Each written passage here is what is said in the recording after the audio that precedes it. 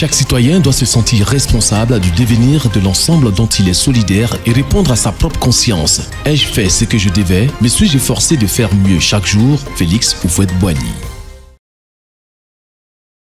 Le Centre international pour le développement du droit et ses partenaires sont heureux de vous retrouver en cette troisième semaine du mois de juillet pour continuer dans le cadre de ce programme dénommé Civisme, Paix et Développement à parler de la peur et de sa gestion. La semaine dernière, vous vous en souvenez très bien, nous avons donné quelques raisons personnelles et communautaires pour lesquelles il est nécessaire de lutter contre la peur, pour lesquelles il est même indispensable de bien gérer la peur. Nous avons indiqué que les moyens dont nous disposons pour gérer la peur sont à la fois personnels et communautaires. Dans l'émission de ce jour, nous parlerons des moyens personnels de gestion de la peur.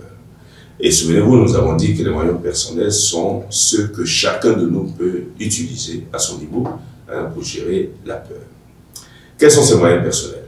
Évidemment, comme toujours, sans prétendre à l'exhaustivité, on peut gérer sa peur, on peut contrôler sa peur, sans la faire disparaître bien sûr, en recourant aux moyens suivants. Le premier, c'est l'exercice des vertus.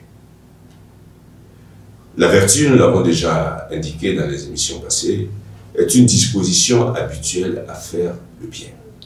Vous avez indiqué que les vertus anoblissent l'homme, qui s'y exerce bien sûr, tandis que les vices avilissent l'homme. Pour surmonter la peur, les vertus nécessaires sont les suivantes. D'abord, la vertu de la force. Nous avions déjà parlé de cette vertu. Parce que la force a pour avantage, cette vertu, de viriliser la volonté. Elle a pour avantage de nous faire changer notre vision des difficultés, qui ne sont plus des handicaps, mais qui deviennent des moyens de se surpasser, des moyens de dépassement de soi. Alors quand on a cette volonté forte et qu'on arrive à changer sa vision des difficultés, bien sûr, on réduit en soi la peur des difficultés. La vertu du courage, évidemment, elle dérive de la force. Cette vertu du courage qui est différente de la témérité, qui pousse à s'exposer de façon déraisonnable au danger. La vertu du courage est très importante. Nous avons déjà développé cette vertu. Nous vous renvoyons d'ailleurs à l'émission numéro 42 consacrée à cette belle vertu. Troisième vertu importante pour gérer la peur, c'est la vertu de l'optimisme. La personne optimiste a une confiance raisonnable en ses propres aptitudes. Elle a également confiance en l'aide que les autres peuvent lui procurer et en leur capacité. L'optimiste tire parti de tout ce qui est favorable et affronte les difficultés avec sportivité et bonne humeur. Quel est le fondement de l'optimisme?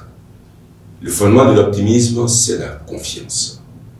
Confiance en soi, confiance dans les autres et confiance dans l'avenir. L'optimisme est beaucoup plus que de voir la bouteille à moitié pleine ou la bouteille à moitié vide. C'est pas plus que ça. Parce que l'optimiste voit plus loin. Son regard est plus vaste et discerne à chaque situation les éléments positifs et les possibilités d'amélioration qu'elle offre. De cette façon, l'optimiste ne tombe jamais dans le pessimisme, qui, comme nous le dit le dictionnaire Larousse, le pessimisme, c'est cette tournure d'esprit qui porte à envisager les choses que sous leurs plus mauvais aspects. Évidemment, cette façon de voir est source de peur et d'angoisse. Alors que l'optimisme, appuyé sur la force, conduisent tous les deux à la paix intérieure et à la joie. Eh bien, comme le temps imparti à cette émission est épuisé, nous allons nous arrêter là. Et la semaine prochaine, nous terminerons ce qu'il est à dire sur l'optimisme et donnerons les derniers moyens personnels pour gérer la peur.